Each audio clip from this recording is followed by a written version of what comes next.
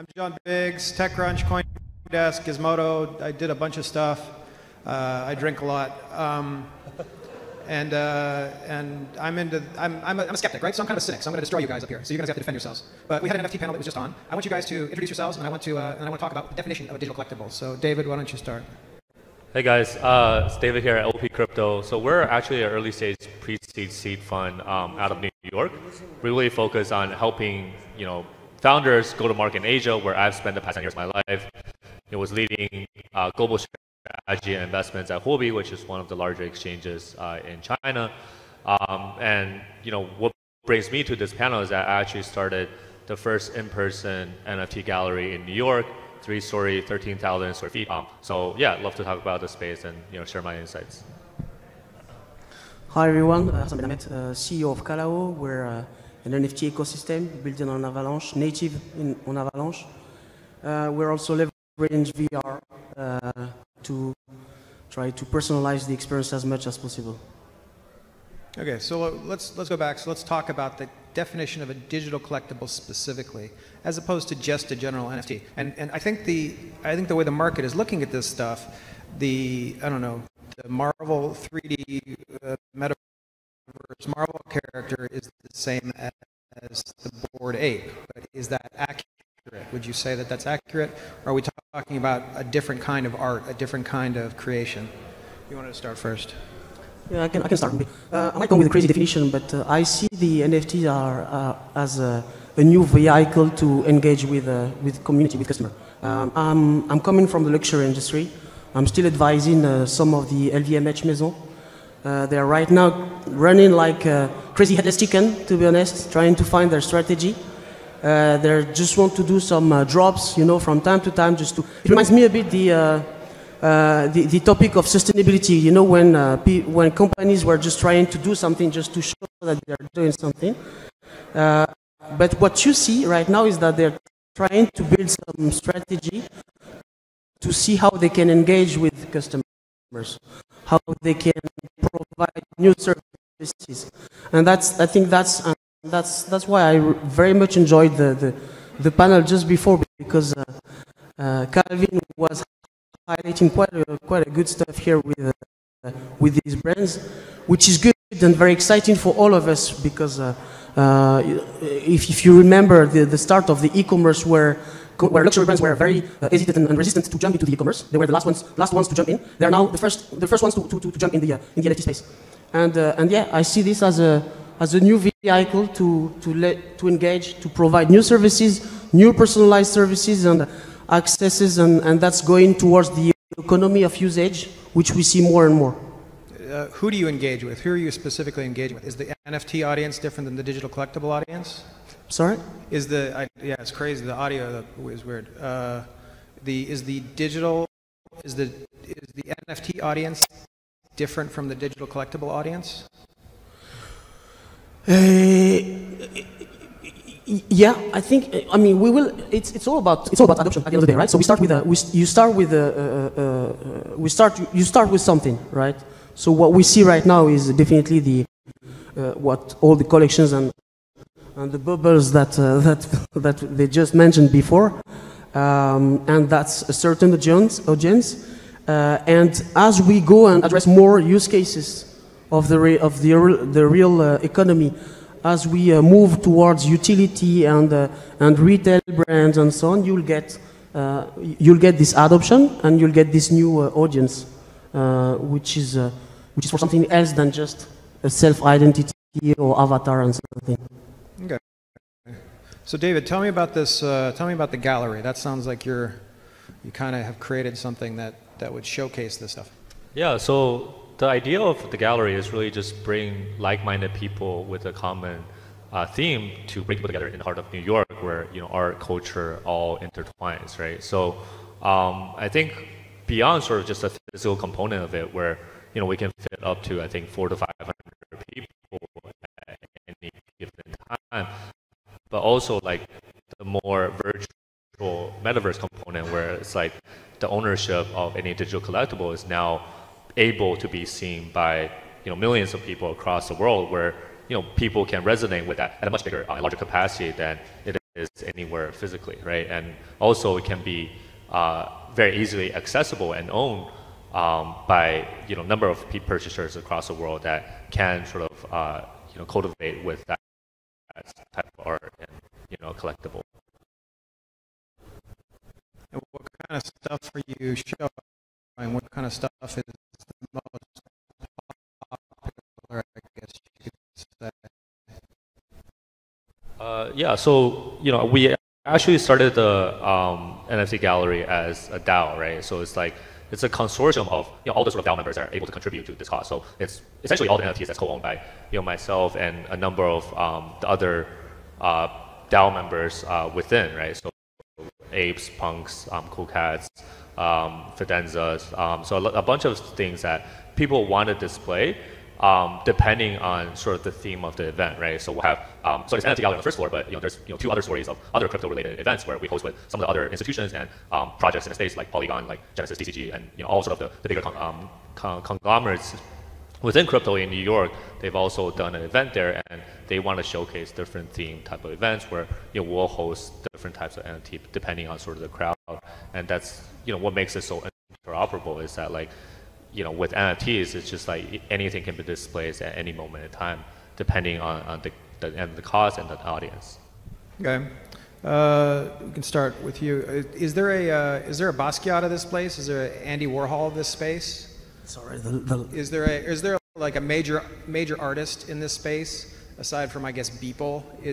Will we at some point be going down to the Louvre or whatever and looking at NFTs on the wall? Is that going to happen? Well, we hope so. We hope so, of course. Realistically, we start to see things moving. To be honest, again, so there are two things. The first thing is that we start to see more and more artists from the real world come in and jump into this space, and they want to digitalize their art because they see this as a new social network as well, right? So we talked about this virtual reality thing and so on, but this is a new social network with a new way, a new touch point with customers and so on. So we see this coming in, and of course, again, within the luxury industry and all these designers and so on, that's coming for sure. There was Particle just before who is doing a great job, and we did the collaboration with them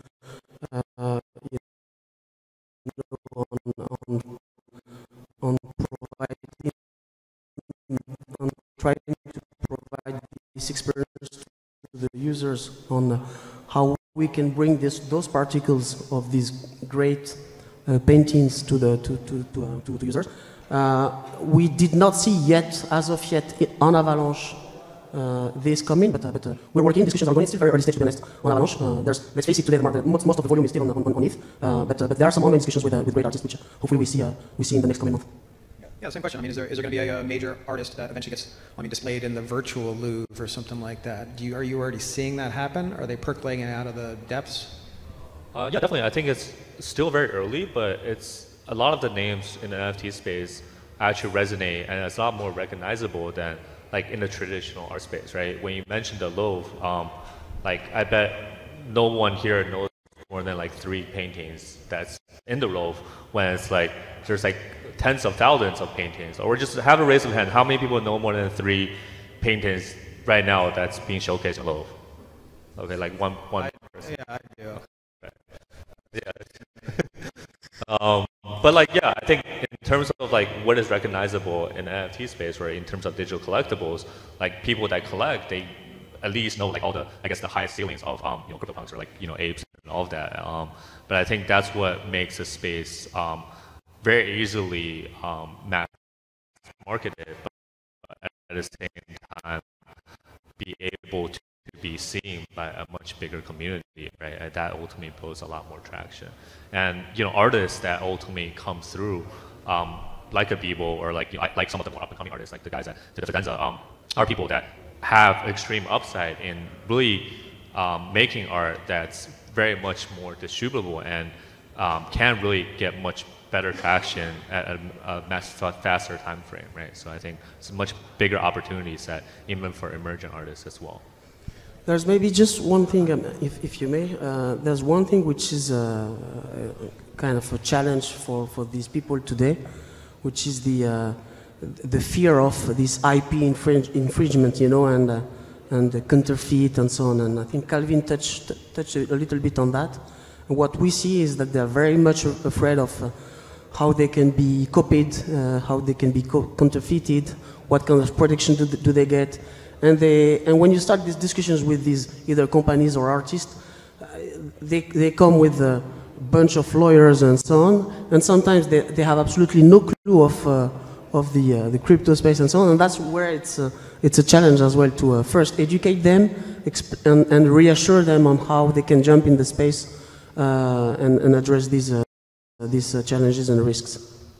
Yeah, that's actually a good point. I mean, look, this is a room full of people who are dedicated to the idea, right? So the hype beasts of this space. How do we convince the guy who wants to, who's really into watches or really into Yeezys or whatever, to start taking part in this collectible experience? How do we explain this to a gamer who immediately reacts with basically negative opinion about NFTs as soon as you talk about them?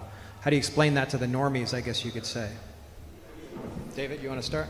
Yeah, sure. So, I mean, when you talk about Yeezys or when you talk about watches, it's like, that's again, going back to my point of like the accessibility or the illiquidity of the item itself, right? Like how many people can actually have ownership of these items, right? I think when it comes to really the NFT and digital collectible space, is still very early, right? So meaning that the upside is extremely high, given that you know, people are able to come into the space and actually to be able to own something within sort of that collection that ultimately can accrue in value in the long time frame.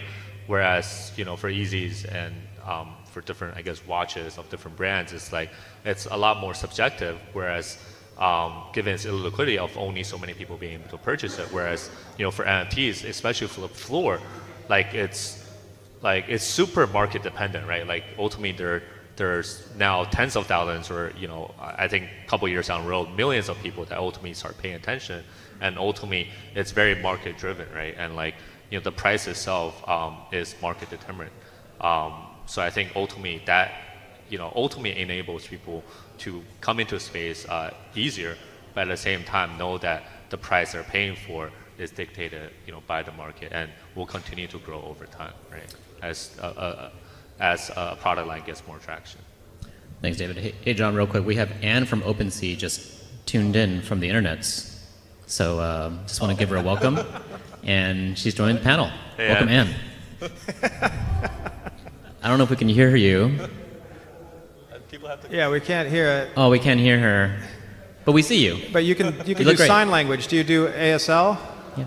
Okay, she's trying to fix her audio. Yeah. But anyways, I just want to let you guys know that she's here. This is truly magical. Yes. She's joined us from the metaverse. Literally. You want the mic?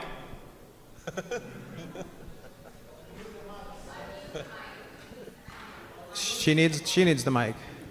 I literally can't hear anything in this room. You need to unmute your mic so we can hear you.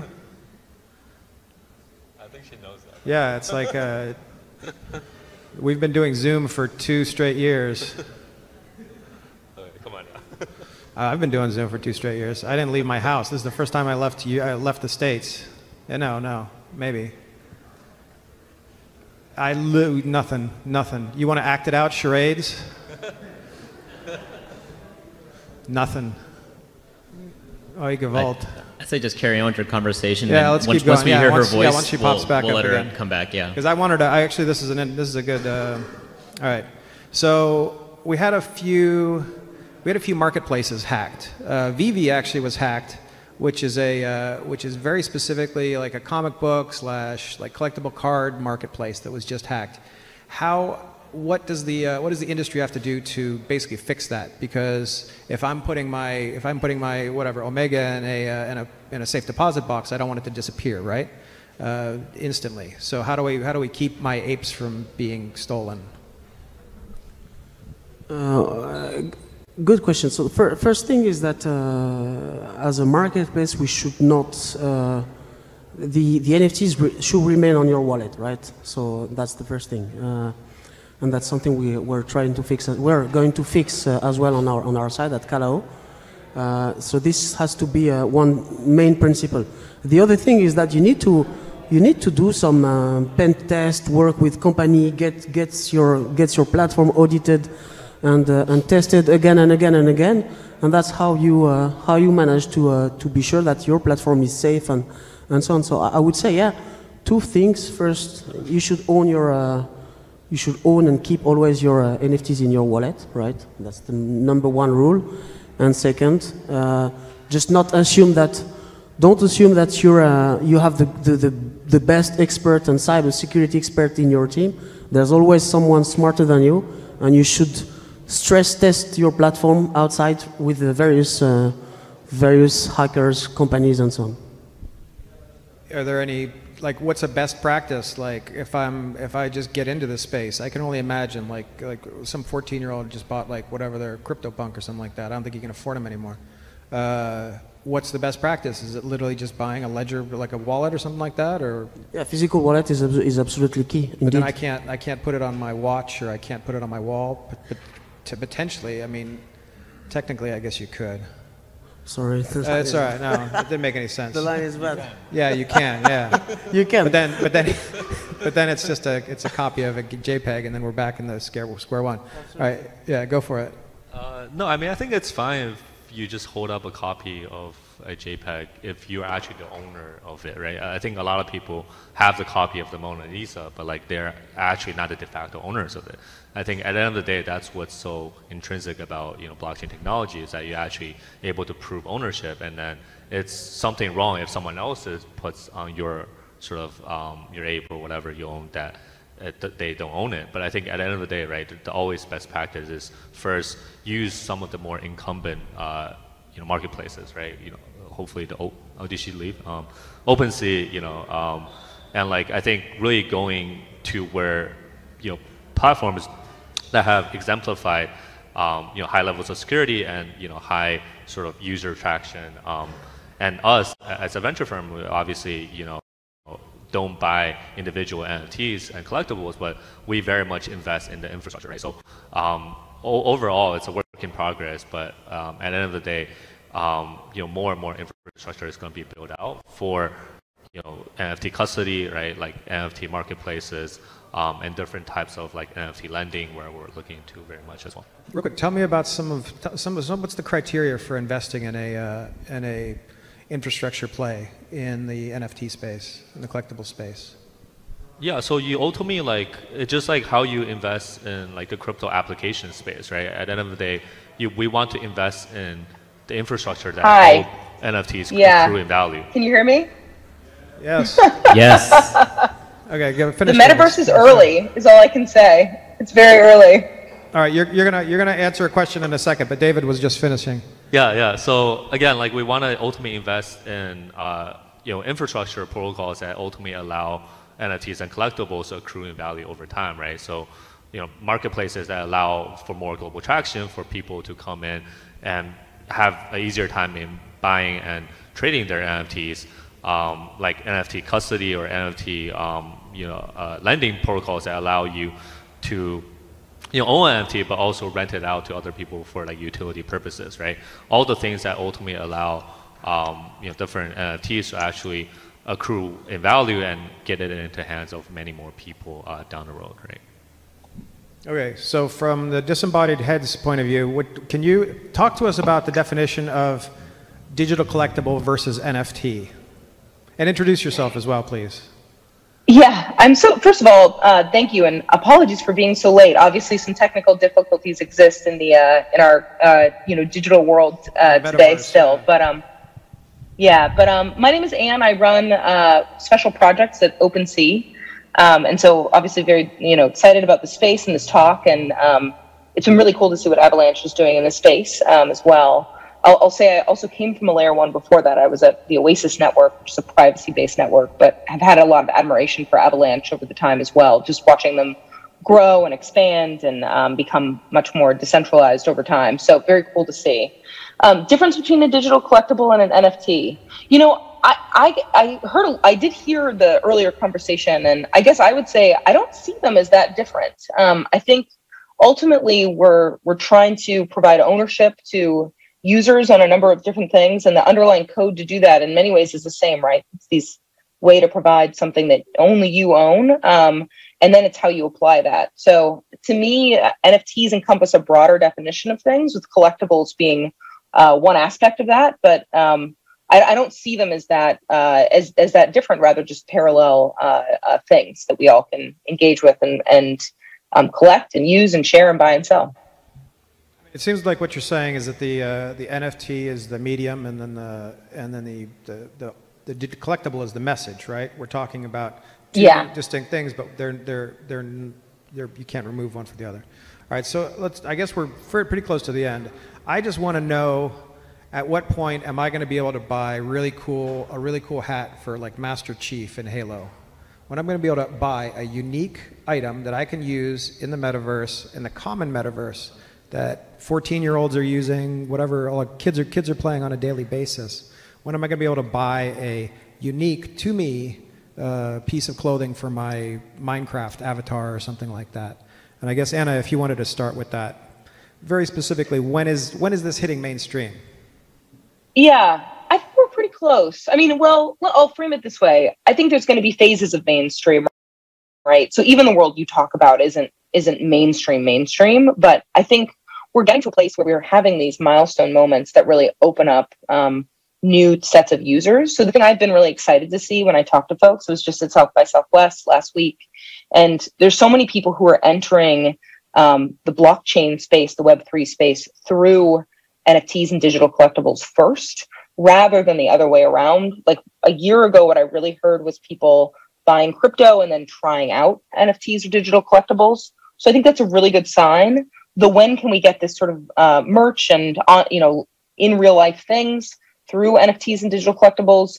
I think it's already beginning to happen. So I think we'll start to see that happening more at scale. A lot of people are talking about this Doodles party at South by Southwest, where you needed your NFT more as a ticket to get into the party. And then that came with a bunch of different experiences and things. And while I think for those of us who've been in this space for a long time, that's not a new concept. Like, I was actually a little surprised how blown away people were in some ways. It was a very cool event, but I think that showing that and really showing this experience to new people who are not from the Web3 space is what will let us get there. So I think it will happen in the next year or so. But it will also require this good experience, a better user experience than we have to onboard into the space today. And then a constant building of trust with users and folks who are interested in the space to make sure that they feel comfortable and can engage effectively and reliably. All right, David, real quick. Yeah, so I think ultimately, like the Master Chief example, right? Like whenever sort of the Halo sort of archives can be open source, right? I think that's not going to happen anytime soon, but I think you're definitely able to buy an in-game item on a blockchain native Web3 game that you can actually use not only within that game itself, but we invested in a protocol called Stardust that actually allows for interoperability for in-game items, that allows for you whatever you purchase in one game to be ported over for utility in a different game, given that those sort of games are interconnected, right? So yeah, but definitely like a lot of games that are not readily able to play, like Star Atlas is already selling like in-game items that you're able to buy now that you're able to play in the game 2 years later, right? So like these are all the things already happening, and definitely like for Axis, right? A number of like the Axie Infinity characters, you're able to like not only have a whole economy around it, but you can really buy a lot of the in-game assets with yourself, but also lend it out to other people for their use and utility as well. So a lot of things are already being done, but it just like doesn't have too much traction as of right now, but is growing exponentially over time. Final word? Yeah, I mean, everything has been said already, but yeah, we're very close. I think this is happening. We need some more simplicity.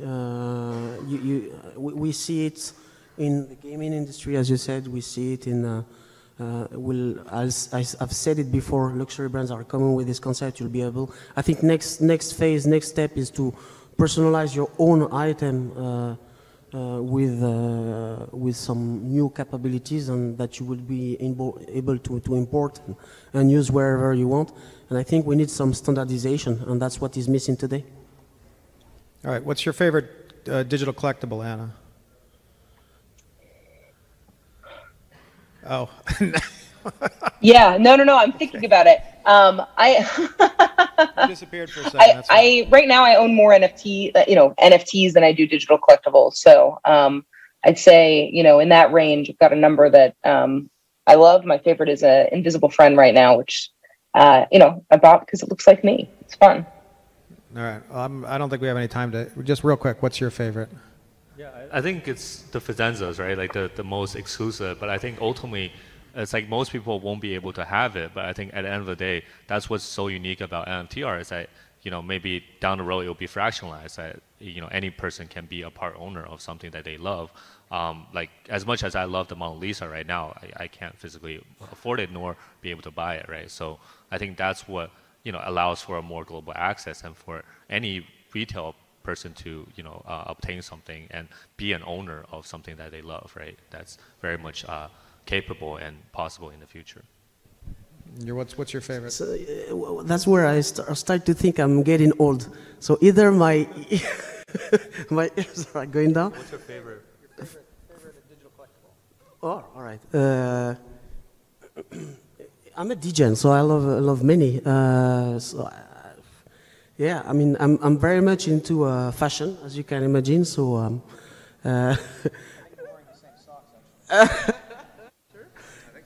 yeah, very close indeed. So, do you have any hoodies for your online people? Do you have any Collab Land fashion items? Did you get it? She's asking about your No. online fashion items. Yeah, no, I mean, we're trying to push some collaboration right now with some of the LVMH brands. So I'm going to be a big DJ in that, and some great stuff coming there. And that would be some kind of collectibles that I would like to own, which would give access again to exclusive drops, fashion show, events, and so on and so on. So, but very much into the again, going back to the personalized service. I think if we go to that direction, that would be a great step forward. All right, sounds good. Thank you for joining us. This has been an interesting thing. Thanks, Anna, coming from Yeah, thank you. Boston Sorry. or wherever that is. All right, we'll see you. Thanks a lot. Yeah. Thanks, everybody.